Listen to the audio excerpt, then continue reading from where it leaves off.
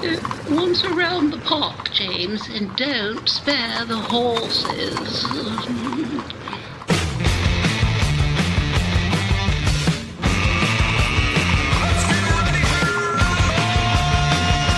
It's showtime. Here we go. It is showtime. This is podcast number 3 in the last 36 hours, based on the way things have been going. Because we did the pre-debate show yesterday, then we did the post-debate show, and now we're back into the regular routine. Welcome in, Dave Trafford here, and we're pushing right through until the 28th of February, so we'll wrap things up the day after the election. But in the meantime, this is the final sprint of sprints as we head into the last 9 days on the campaign trail. And it'll be interesting to see how the direction each campaign takes, the ad spends. We'll get into some of that, and we'll also do a bit of a recap on what happened last night around the debate table. Joining us today from Powergroup Communications and host of the O Show, it's Laura Babcock is here. Bob Richardson joins us, public affairs consultant, knows a thing or two about the war rooms and what goes on in campaigns. Brian Lilley in the house from the Toronto Sun, and former Toronto mayor, deputy mayor, Anna Bailao here, giving you a bit of a boost on the resume here. But anyway, we're all good to go, and thanks for being here. I just want to go quickly around just to get top line. I don't. It's interesting to me because we did the show last night immediately after the debate, and there was a certain consistency, I'll say, Bob, in the assessments of the debate performances. And now, after everybody's had a chance to regurgitate some of the video clips, some of the audio clips, some of the radio commentary, I'm hearing a slight change in the views of how things went based on how people are consuming some of the commentary, 18 hours later. Yeah, I think I'm a little less harsh in my commentary too, as well. First of all, I thought the premier did what he had to do. I thought he was disciplined. He didn't take the bait, particularly from Ms. Crombie. He was focused, almost machine-like, in terms of being focused. And for that reason, he did what he had to do and did it relatively well. Merit Stells, I thought she had a good night. She's smart. She's nice. She's hardworking. I think she shows that she's empathetic and cares. But there's nothing that she left me that I remember. So I don't think she's punching through in terms of message. Bonnie Crombie, I thought, was hot and maybe too aggressive. And she was kind of on and off aggressive. She did make some good points on healthcare. And she did take it to the premier in a way that a number of people today seem to like it. Although last night I didn't necessarily like it on TV. I think that's to your point, Dave. And Mr. Green, Mike Schreiner, affable, folksy, nice guy, but he just doesn't punch through. Yeah, Laura, when we looked at what was going on immediately, and I thought, oh, get off your notes, when Crombie was kind of getting ready for her first big answer, and that was a challenge, and again, the initial response was Bonnie came out too hot, too angry, too aggressive, but what I'm hearing today is a lot of those clips are what captured the media attention, and that's what's getting played, that's what's getting in front of people. So maybe it needed a good 18 hours to breathe for her. Well, this is the attention economy we're in, right? It's all about getting people to actually watch your clips. And so coming out hot, passionate is going to play better when it's all being chopped up and distributed the next day. And I actually made the comment while I was watching it last night with my partner. And I said, it's not so much about the actual performance, because who's going to sit through the whole thing? I mean, did we all sit through it? It was quite difficult. We're going to watch it through clips, right? It's going to be disseminated through influencers. It's going to be picked up for the gotcha moments. And so that kind of passion with Bonnie that seemed like nerves last night, it kind of went between anger and some moments where she was actually quite charming, but she definitely seemed very very, very passionate. That was a little at times cringe watching the debate, but the next day, those clips are the ones that take off. It made her look like she was in the fight. And I think that's what she had to achieve with the night. I mean, because let's be real, going into this thing, we knew that Merritt, as lovely as she is and as poised as she was, the NDP is not really viable. We've seen it in the polls, and we haven't really seen her distinguish herself as a leader the last couple of years. We know Mike Schreiner, super nice guy. I mean, who doesn't like Mike, but he's not going to take the Greens into even a minority status. And then you've got Bonnie, who was the one that the Ford campaign was obviously spending huge ad dollars against for months. They defined her before she got a chance to define herself. She had to come out looking like she wanted it the most. She had to come out looking like she had the most passion for the gig. And I have to say, the comment off the top that Ford was almost machine-like. Yes, he was on message. He wasn't particularly flappable, but he also wasn't that folksy, charming, hey, shucks, aw, shucks, guys, Ford that we used to see. It's as though he thinks he's got this thing in the bag, and he probably does, but it didn't look like he was working for the voters, and it didn't look like he wanted to convince them to vote for him. He kind of took it as a fait accompli, and that's a little off-putting. So when you juxtapose the Bonnie kind of nervous passion with Ford's kind of, yeah, I have to be here, but not longer, a minute longer than I want to be. I mean, it might hurt him a little bit. And I just want to bring it down, to boil it down if I can, to one moment in the debate. Had nothing to do with their policies, because we're pretty clear on where everyone's staking their ground. It was that question about what would you cook for the others if they came to your house, you know? And Ford said mac and cheese and threw it out there. And then you had Bonnie go on for, you know, what seemed like 30 seconds about learning at the foot of her grandmother in the rooming house and making these Polish delicacies. And I can tell you that resonated with people I talked to today. They felt like she was really someone they could connect with. So Ford might have been a little too slick by half last night. Well, one of the things, though, that we have to really kind of realize is that he was on his heels to some degree. I get what you're saying in terms of, you know, having these short answers and maybe appearing to be overly glib, but he was on his heels, particularly around the healthcare, I thought. It would take an additional $12 billion just to get us up to the average. That's why you have rural hospitals closing their services. That's why 2.5 million people don't have a doctor. We need to make the investments that the Ford government has failed to make. The healthcare crisis that we are in right now, the hallway healthcare crisis, was invented by the previous Liberal government. But Doug Ford and his government have poured gasoline all over it. We have a crisis in our province right now.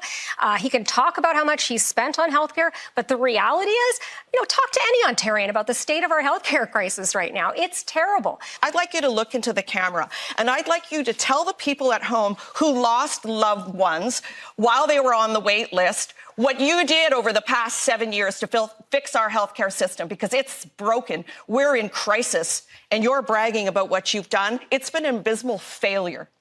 Doug Ford? Well, Bonnie, what I will tell you, there's a reason why Dr. Jane Philpott, a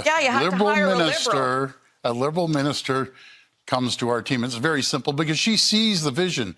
She sees that we're building healthcare. She sees that, again, backlog surgeries. You know something? We have less backlog surgeries per capita than anyone in the entire country.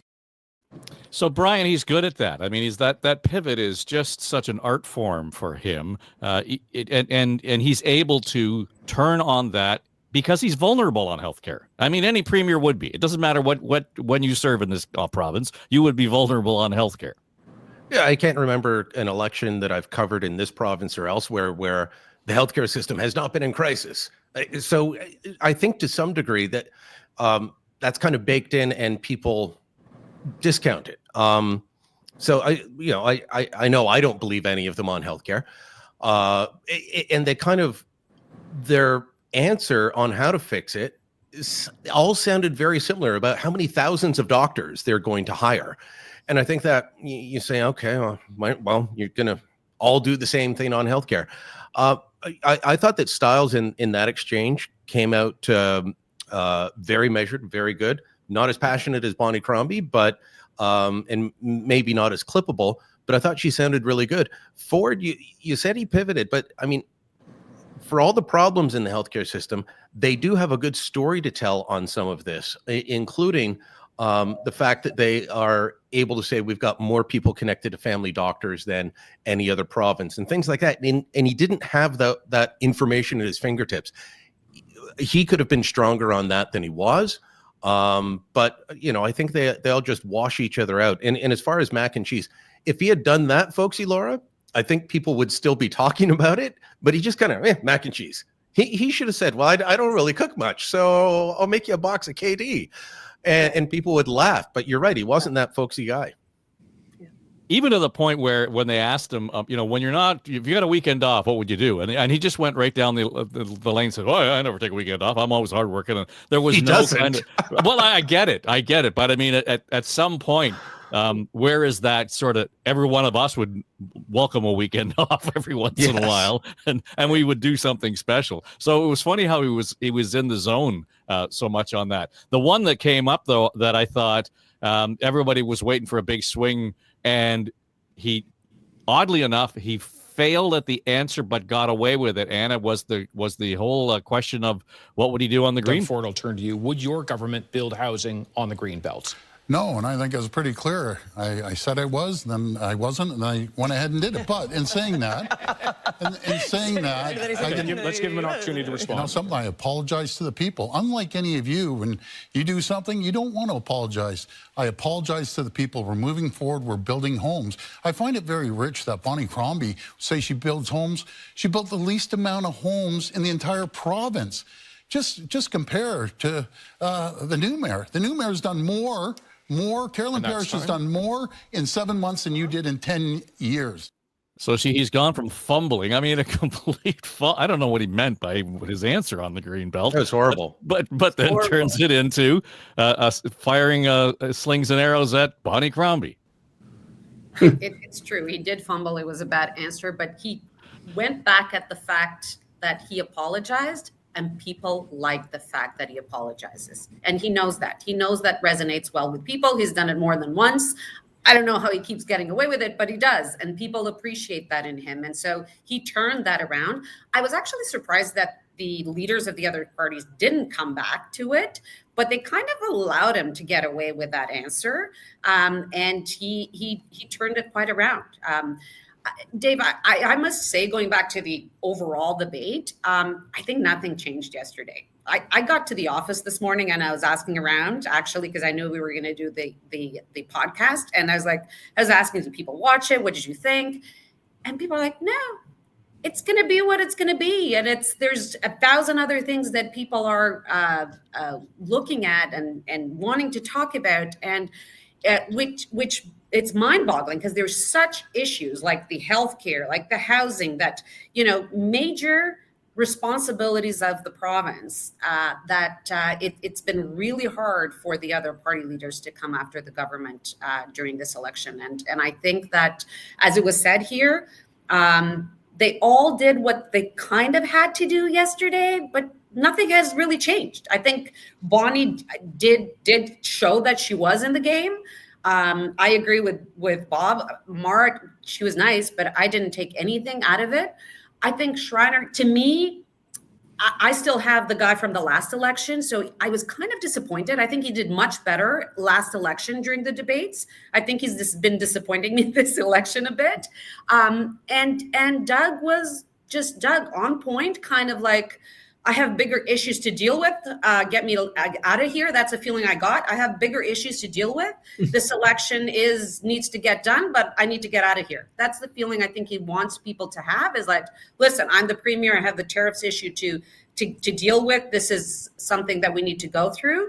And which should not be allowed. Like we didn't have to be in this election if it wasn't for him. So don't consider it as a distraction, because if we're here, it's because of you. And so I think that the leaders needed to come back at that, and they didn't. They didn't come back at the green belt. They didn't come back at that. There was quite a bit on healthcare, but I think he got away fairly easily. And I think his campaign is pretty pleased with the whole performance yesterday. Yeah, well, and Bob, it brings us back to the question of, are we kind of 2, 3, 4 steps behind in terms of the modern campaign? Laura already talked about, so that attention economy, that area where we need to be able to pinpoint what we have to say, get in, get out, move on. We're relying on clips. the debates don't really have the kind of function that we would have expected to have had in the last, in the 90s even. I mean, I can't think of a debate in this century so far, we're a quarter of a way through it, where it really has done what we wanted it to do. And that is ostensibly to explore issues and really let them talk about what they want to do, why they want to do it, and how they're going to do it. I think we're hugely dated. I think the format was not great last night, and parading in various journalists and things like that. I don't think helped it. I don't think the open debate, which was just a screaming session to those of us watching, was a complete turnoff. So it's not good TV. It's not particularly informational, and it's dated. So we got to figure out how to do that better. I mean, the way in the U.S. campaign, the things that were impactful was the Joe Rogan kind of interviews and things of that nature, long podcasts where candidates got an opportunity to speak for a while, and I thought it was effectively used by the Republicans. And we should be moving more towards those things and less towards this kind of stilted thing where you're asked what your first job is and stuff like that. I don't care what your first job is. I want to know what you're going to do to fix healthcare. So it didn't know whether it wanted to be the social or debate, and I think that's a big problem. And that's what we saw last night. So I think people were probably quite disinterested at the end of the day. Yeah, it's not a surprise, Laura. I mean, we rinse and repeat. I don't know how we expect a different outcome from any of these the debates. And to be frank, this gets, I don't know if you've been involved in the conversations with the consortium, the media consortium, and the political parties. It's just a rat's nest in terms of trying to come, it's the old line about, you get the committee together to design a camel and they come up with a horse, right? So, well, Dave, I have had, I was going to say the pleasure, the honor, but I'm not sure looking back, of moderating many televised debates at the federal and at the local levels. And it is a tough gig to moderate, and the rules of the debate matter. I mean, think about it this way. You had a premier who's been in for 7 years of majority government. So obviously all of the attacks should be towards him, although Merritt made a mistake going after Bonnie at one point, I thought. But they should all be after Ford. But every time Ford's name gets invoked, he gets more time. Like, it didn't make any sense. It was ridiculous, right? And so, I mean, but I think it matters how he came to the debate. I mean, I've even talked to business leaders, people who I presume are Ford fans and conservatives. They didn't like this election being called. They didn't think he needed another mandate. He still has time in his current mandate. They don't like the expense of it. And it does seem highly cynical based on the Trump tariffs. I mean, his closing argument to Ontario wasn't about all the things he was going to do better on critical files like healthcare and housing. It was about, Trump tariffs, Trump for however many years, Trump tariffs. And you know what? The people of Ontario are intelligent. We understand that this Trump issue is going to be a long time issue. We're not going to decide every single election just on that. We also want to know some other things that affect our lives. And one of the things that you came away with watching last night was that the three other parties were concerned with things like ODSP rates. They were concerned with things like affordable housing and homelessness. And what you heard from Ford was really tunnels and roads and policing. And that might be what plays to his 18% that got him in the last time. But I think that it doesn't speak to how much the people of Ontario deserve. And so I would have preferred to have seen a premier who was more aware of the broader issues facing constituents. I think there's a lot of people in Ontario who might want to park a protest vote against Ford. Just say, you know what, Trump tariffs, you went down to Washington, didn't net anything. How much money did that cost us? And also, what about all these other things? What about these huge waits in emergency rooms? What about the 81,000 people who are homeless in this province? I mean, he has failed to even meet his own housing targets. He's failed on the Eglinton Crosstown, getting that done on time. He has had problems as premier. The Ontario Science Centre and Ontario Place. These are things people are deeply mad about, including the Greenbelt. The reason he got off on the Greenbelt was because his answer was so ridiculous that I don't think the other parties knew what to say. I mean, it reminded me of that I was against it before I was for it comment from a U.S. presidential debate, I believe. I mean, he wasn't prepared for that answer, didn't take the question seriously. And I think people of Ontario want a premier who's going to take our budget seriously, not overspend as he has, take our housing seriously, our hospitals, our neighbors and homelessness. All I got from Ford last night was, I want to build my roads, I want to do my things with Trump, and this whole thing is a waste of my time. I don't think that's a good look. So I think he's more vulnerable after last night. I don't think it came out as, nothing changed. I think he came out looking a little more craven. Well, Brian, here's my problem, and I don't necessarily disagree with anything that Laura just said, except that was the role of the opposition around the table, to hold him to account on all of that stuff. And they haven't done that. For example, every time Doug Ford brings up Bonnie Crombie's taxing record in the city of Mississauga and says she's going to tax us into, oblivion, she took the bait and actually argued with him on the municipal government angle, as opposed to saying, I had to balance my budget every year. What the hell are you doing by overspending? There's an opportunity there for her to hold him to account. And that's just one example where they didn't do any of that. Bonnie Crombie started to use what I think is her best line of attack last night. And I thought, well, if she's used it before, I haven't heard it. So where was this 3 weeks ago? And that is, he didn't get it done. His campaign last time, the whole slogan was, get it done. Now, they can point and say, well, we've started on this and we've started on that, and we're moving forward on this. Okay, but is it done? No. Okay, so that leaves a line open for attack. Crombie hasn't done that. Doug Ford, like a lot of political leaders who are successful, is benefiting from a very weak opposition. The NDP's never been able to get their act together since the 2018 election. If they were smart, they would have stepped on the throat of the provincial Liberal Party and just kept putting pressure on until it stopped breathing. And then Ontario would be like every province west of us, where it's pretty much a two-horse race. But last night in the debate, you're right. She could have not taken the bait. Ford didn't take the bait.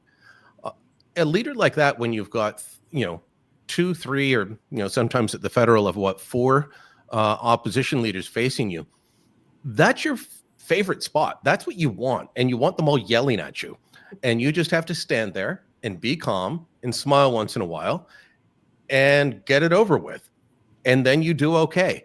So I disagree with Laura. I don't see anything changing from that.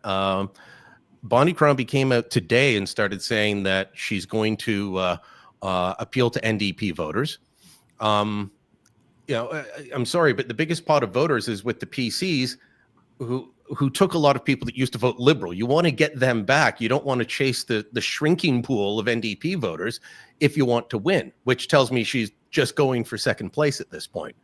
As far as the whole attention economy that we were talking about earlier, I was looking down at my phone to see the clips.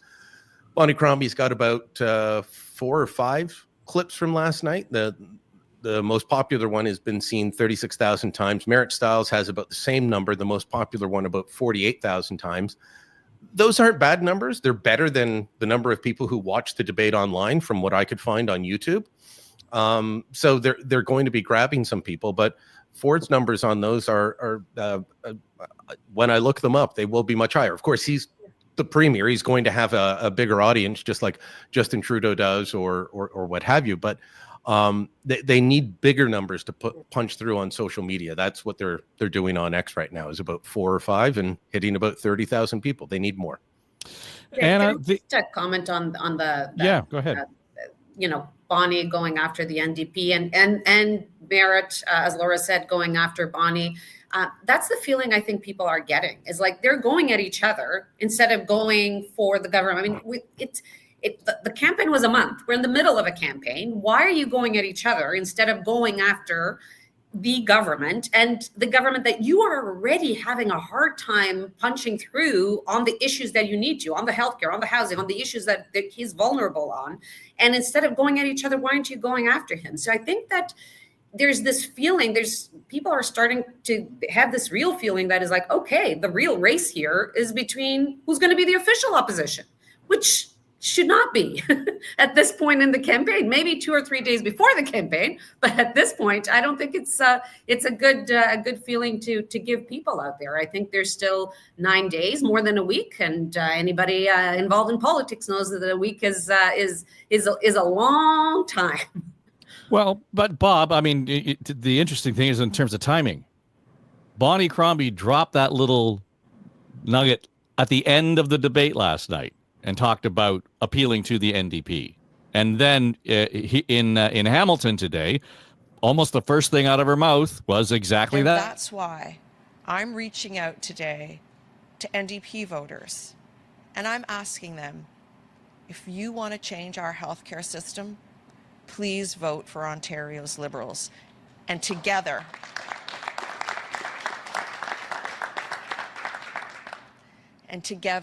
we can change the government. Aside from the nervous looks behind her and the tepid applause, I'm just not sure, didn't light the room up. But you've been in the strategy room. Somebody said, okay, this is the time to do this, and there had to be a show of hands to say that this was the right call. Yeah, I think there's no question about that. But let's cut Bonnie Crombie some slack here. She's been the leader of the Liberal Party for a year and a half. She's been bombarded with hundreds of thousands of dollars of negative ads. They've spent 50 cents on Merit Styles. She on who? Exactly. She inherited no organization. They called the election a year and a half early, so she didn't have a chance to get off the ground in terms of policy, candidates, finances, etc. And frankly, she's still standing, and she's the number 2 in the race at the moment. So I think we have to acknowledge that. Bob, 100%, and she's going up, and her numbers are going up. No question about that. And I think she did what she needed to do yesterday, for sure. Yeah. So I think she's doing. Is she perfect? No. Was that a great performance last night? In my opinion, no. It was too hot. There were a couple of things with it. I thought it looked like it was under-organized. I've done 2 or 3 leaders preparation debates, and I thought I would have picked that up or this up. And it was not perfect, but I think she's done a pretty good job against a relentless opponent.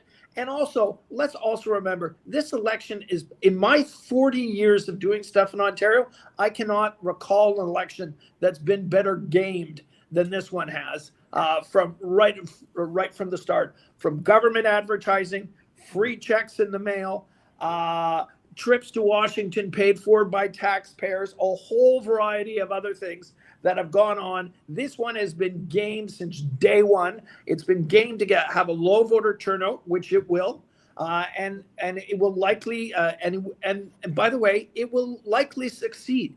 And kudos to the people around Premier Ford who are smart enough to figure it out. But I'm not sure that's great for our democracy, and I'm not sure it's great for our province, and I'm not sure it's great for political discourse in the long run. So bring me back though to this strategy at this point in time where we're going to say I'm appealing to the NDP. Is this a like we're going overboard here otherwise? No, who knows? I'm not privy to the numbers, and I'm not involved in their campaign. But I would think they know that they're in tough. Polls are coming out that shows Ford ahead by a fair margin. I think they're trying to, at a very minimum, make sure that they get 20 or 25 seats, and that she secures her seat, and they win. They fight another day. The other thing they could be doing is they think that they're okay at that level now, and they're trying to take it from 25 to 40. That's the type of thing that you're trying to do, I think, at this stage of the campaign, and they're trying to make an addition to the size of the pot, not a subtraction. Yeah, Laura, one of the things that I keep hearing coming up is that, dealing with the big number, the horse race number right across is one thing. We all know that the Liberal vote isn't as efficient as they're saying as the NDP or the Conservatives. There is real worry being expressed that Crombie might not even win her own seat. Well, I mean, that would be a bit of a surprise, but let's talk about the NDP strategy for a moment. Brian mentioned earlier that what she really wants to do is pull some of those sort of soft Ford conservative votes. Yeah, sure, that'd be nice, but I think that she's got more fertile ground with a lot of people who are disenfranchised from the NDP. I mean, the NDP in Hamilton Centre, the NDP riding where Andrea Horwath was forever, are in the middle of a huge fight. Right. And they've split off the candidates there. So, I mean, that's territory for the Liberals to come in and say, hey, if you want to stop Ford, which I can tell you is an overriding principle in Hamilton, if you want to stop Ford, then, I'm here. I'm letting you know, Hamilton, with all your NDP seats, that you can find safe harbor in the Liberal Party, because we're in extreme times. And Ford, has got a lot of things that he's doing that are hurting, especially people who are not wealthy in this province. Right. The 900% increase in terms of renovictions in Hamilton, some insane numbers. I mean, housing policies and policies around taking off rent controls and not properly funding ODSP have had a deleterious effect on Hamilton and other municipalities across this province. So she's coming into the NDP hotbed. And I can tell you, up on Hamilton Mountain, there are a sea of red signs all over the mountain, and it went NDP the last couple of times. So I think that they're looking at some numbers maybe internally saying, Ford only won by 18. He got, 18% is what gave him his majority. So many people didn't come out to vote. And yes, he is gaming this election. There's no doubt about it. Shortest month of the year, snow, all the rest of it. But, people might feel played by this premier. They might not like the gamesmanship going on. And if they want to send a message to him, it looks as though by the numbers and by last night's performance that Bonnie's a place to put that vote. So I totally understand her campaign saying to all the NDP voters, that they're not going to make it. We can possibly make a difference and hold Ford's feet to the fire. And I have to say one thing, strategically, psychologically, because Ford invested so much money attacking Bonnie, and last night where he did kind of get his back up, it was against Bonnie, just the way he said her name. She gets under his skin, and that looks to other people who don't like Ford as, oh, she's the one he's afraid of. Maybe she can beat him, or I'd like to see them across from each other at Queen's Park. And when Bonnie delivered that line towards the end where he was saying she didn't do a very good job as mayor, and she said, well, that's not what you said when I was mayor. And she kind of went back at him and just kind of showed a little bit of his soft underbelly of how afraid he is of Bonnie Crombie. So I think that sent people a message. If you want to send Ford a message, you do it through the Liberal Party. When she went at him on the person that he was a silver spoon person, yes. I thought she was going to get him then. Knowing him, I thought, okay, this is it. Doug is going to come out. But he did well. He kept his cool. He didn't take the bite. But I thought she might have gotten that got you moment at that point in time. Well, she compared him to Trump, and that played very, very well on social media, let me tell you. So when we talk about this next phase then of the campaign, Brian, we're going to look at where the ad spends are going to be, the nature and the tone of those ads, where the leaders are going to be. And there is this already, the conversation as to whether or not the Liberals and the NDP are going to spend more energy going hammer and tong at each other versus, taking on Doug Ford. To Laura's point around the vulnerabilities in Hamilton for the NDP, it's worth noting, Toronto, I think, has 9 NDP members. And so today, as we record this, Marit Stiles in Toronto making her pitch. Doug Ford has spent the last 7 years treating Toronto like his personal political playground, settling scores, meddling in municipal affairs, and making life worse for the people who actually live here. Well, I'm here to say, it's time for a change. It's time for a premier and a government that's on your side. And Brian, Nanos has the Tories just bumped up slightly, just the day before the debate, but they're up above the Liberals. So that becomes an interesting play in terms of what does the Toronto map look like vis-a-vis the NDP, never mind the Liberals.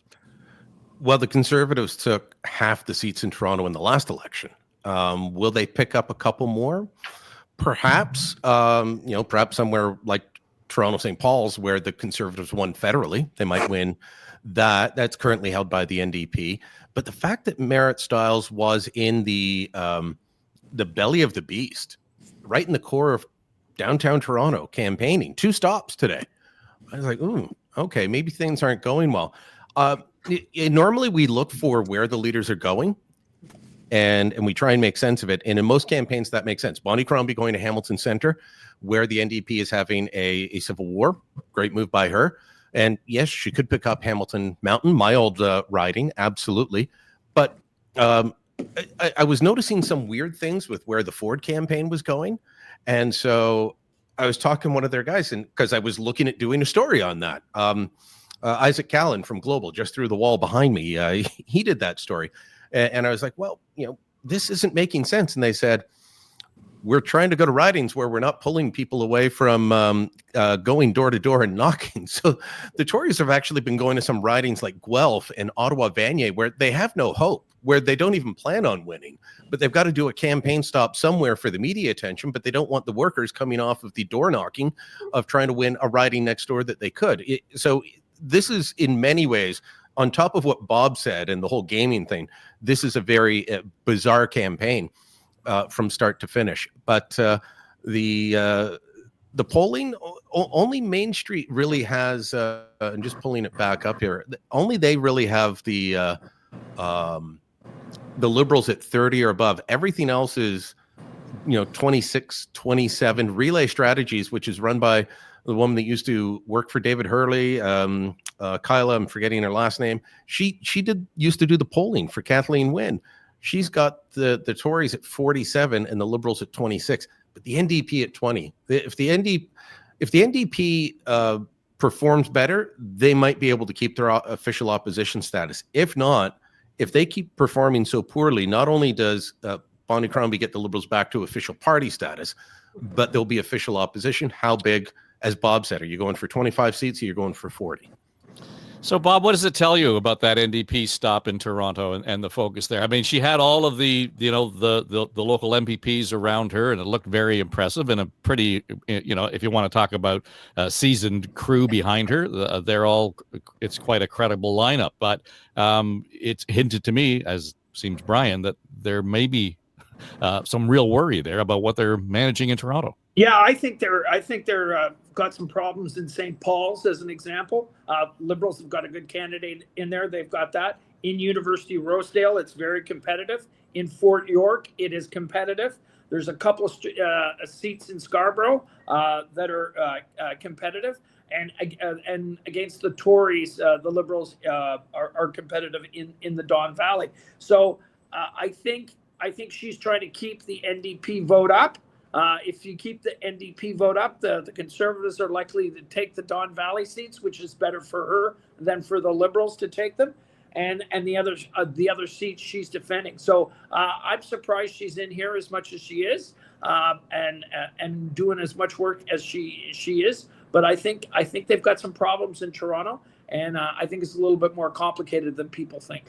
Yeah, it's interesting, Laura, once we get down to this point, it's almost like you're going to get to a point in the campaign where they need more than one leader to go out and actually talk to the people in some areas, because last time we saw the margins in some of these ridings were very, very, very slim. So, you can have the count at the end of the day, and it's a majority government with this on that and the others with the opposition.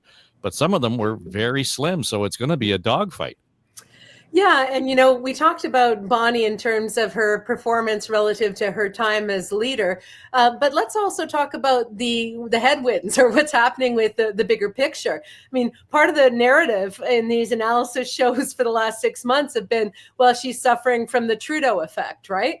But now that, as we saw Mark Carney do a couple of those long form interviews with Rosie Barton recently and with The Daily Show, he could get a Liberal majority potentially by some of the polls if he were to run against Poilievre right now. So I think that there's a bit of that win behind her now, where people aren't looking at the Liberal brand as being toxic. They're looking at it as being maybe back in the game. I think that helps a lot. And, in Ontario, and I've had Merritt on the O show and I've asked her about this, that I moved to Ontario literally the day after Bob Rae won, and everyone was in shell shock. They couldn't believe it.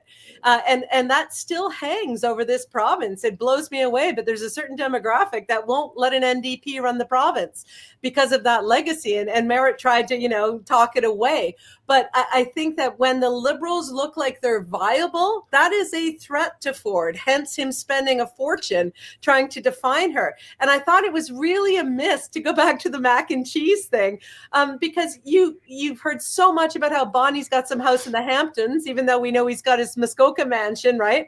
But to hear her talk about making pierogies with her grandmother in a rooming house, I think for a lot of Ontarians, that kind of shattered this myth that Ford had painted about her. And when she said, what have you ever worked for? You were handed a company. She made the kind of Nepo baby comment towards him.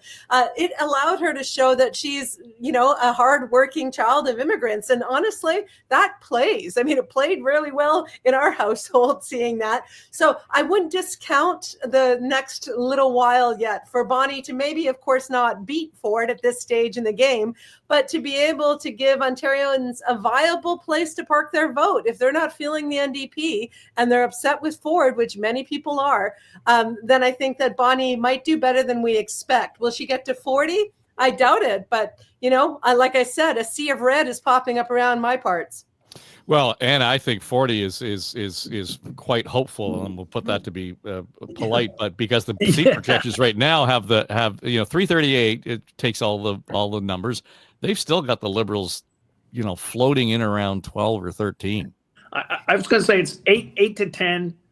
Second tranche is 20 to 25. Third tranche would be 40. I don't think we have to spend a whole lot of time on the third tranche right now. Okay. Anna? Yeah, I would definitely agree. But I think that, looking at those numbers, but looking at what we were just talking about in here, and somebody that has been involved in politics a lot in Toronto, the fact that the NDP is putting that amount of resources in incumbent seats in the area here, they're losing terrain. And in most of them, some could go Conservative, most of them is a fight between the Liberals and the NDP. So they could get some momentum in Toronto. It'll be really interesting to see, the next few days. I think that the Conservatives are going to be spending. They have a lot of money in the coffers, and the next few days are going to be ad crazy, and it's going to be towards the Liberals. So everything that has been gained now, a little bit of momentum, all the clips with Bonnie going after the premier, which is kind of like people are enjoying that, as you were saying at the beginning of the podcast. I think it's going to be, challenged with a lot of ad time that they're going to buy against her again, because I think the NDP does have a ceiling in this province, and the Conservatives know that. And so they want to have the Liberals down as much and as long as possible. And so they're playing for this election, but to be honest with you, they're playing for the next 4 years and the next election. That's what they're doing. They're already gaming it for the next time.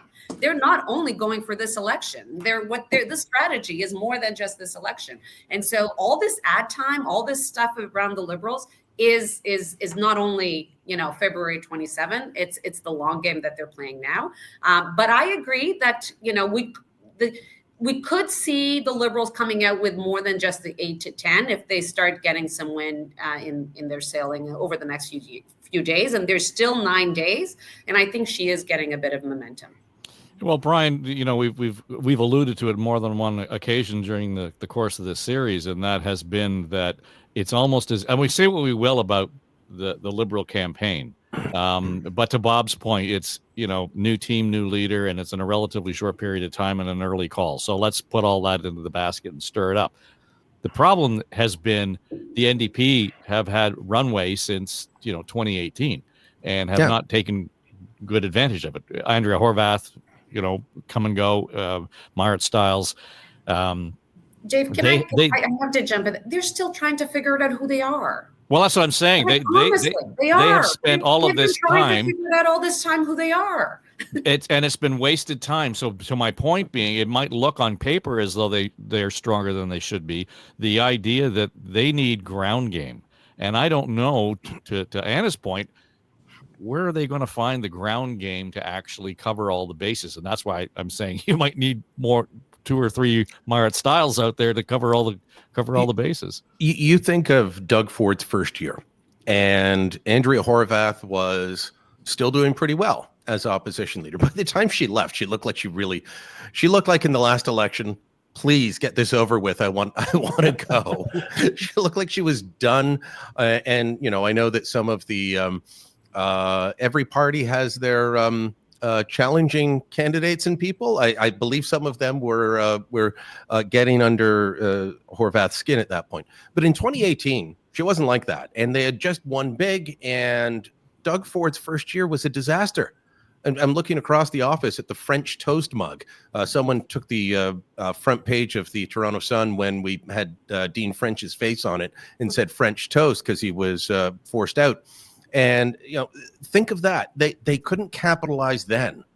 They never crept up the way they should have. They didn't control the narrative. They didn't prosecute the government the way they should have, and they haven't been able to do it since. Too often, you want to talk about who they are.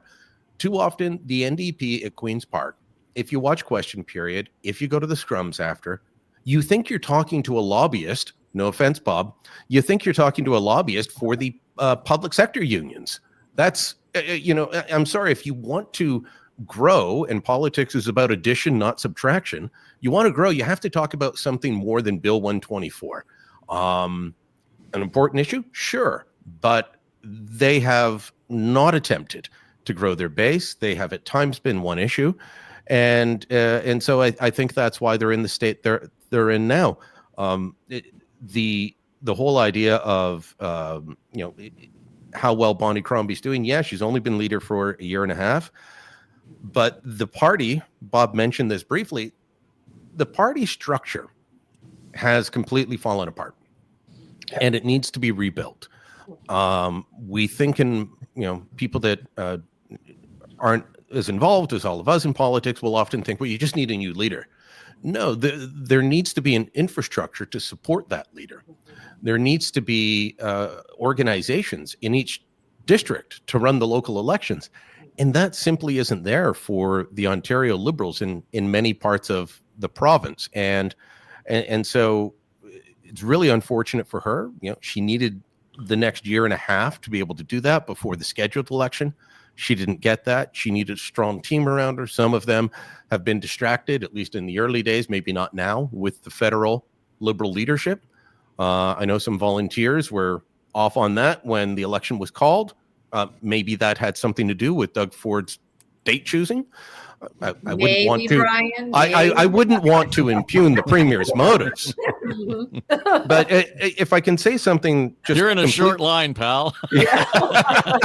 I think we've all established what's going on here. I just want to say something, an area that we should watch that we haven't discussed yet, because it is Ontario's second biggest city and the most ignored city in provincial politics, and that's Ottawa.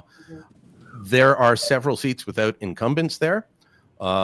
You've got Carleton, where Goldie Gamari was. That's going to be won by the PCs. They've got a councillor there, George Theroux's running. But Nepean, where Lisa MacLeod was, is up for grabs. That could go Liberal or PC. You've got Ottawa West Nepean. Chandra Asma was there. She's not running.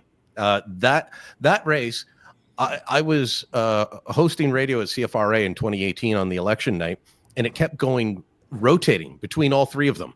And when I went off air, I think Bob Shirelli had won the election. And no, by the time I got home, the NDP were ahead. And then I woke up in the morning and Jeremy Roberts had won it for the PCs. That one can go one of three ways. Karen McCrimmon out in Canada, that could go back to the PCs. That's going to be a tough fight. And then you've got Ottawa Centre, where Joel Harden has left to seek the federal nomination. That's probably going to stay NDP. They've got a former mayoralty candidate, former councillor running there for the NDP. But there'll be a lot of shakeup in Ottawa, and that depending on how the shakeups go, could be answering questions on election night of how many seats the parties have in that opposition stack. Mm. Yeah, it's not. I guess we get so focused on 905 and GTA, Bob, that that what the calculus that Brian just laid out there is probably unique to this election, but nonetheless important. Yeah, I think it is. Ottawa is important in this election. I pretty much agree with your analysis, although I think the Liberals will pick up Nepean. They could, yeah. They're running the same candidate they did last time. He lost narrowly to Lisa MacLeod, and he's been running ever since. So, all things being equal, he probably has a very good shot at winning. Ottawa West Nepean, flip a coin. It's that sort of a seat. And the other one, and I think Colonel McCrimmon will have a race on her hand out in Canada too. I think it was a good smack of the government for a by-election. Let's see if she can hold it in a general election. So that one is by far not decided yet. So. All right. Well, let's leave it there. That was good. I quite enjoyed the rehash of the post-debate conversation. But it really was interesting to see where the leaders were going, what you guys had to bring to the table. So Laura Babcock, Bob Richardson, Anna Bailao, and Brian Lilley, thank you all for being here. It's always good fun. Good voices on the Ledger Ontario Politics podcast. And we will, as I said, push this right through until the 28th of February. And we'll have the post-election show there and go through all the entrails and tea leaves as the case may be. All right, that'll do it for us. If you're watching on YouTube, make sure that you subscribe to the channel. If you've got a thought, you can offer it up in the comments. Otherwise, you can go to my website. I've got a talkback button there. You can leave a message at davetrafford.com, and we'd be happy to entertain your thoughts and ideas in the course of programming upcoming. Otherwise, you're listening on Apple, Spotify, iHeart, or from time to time on News Talk 1010. Thanks for being here. I'm Dave Trafford. It's On the Ledge, your Ontario Politics podcast for Story Studio Network.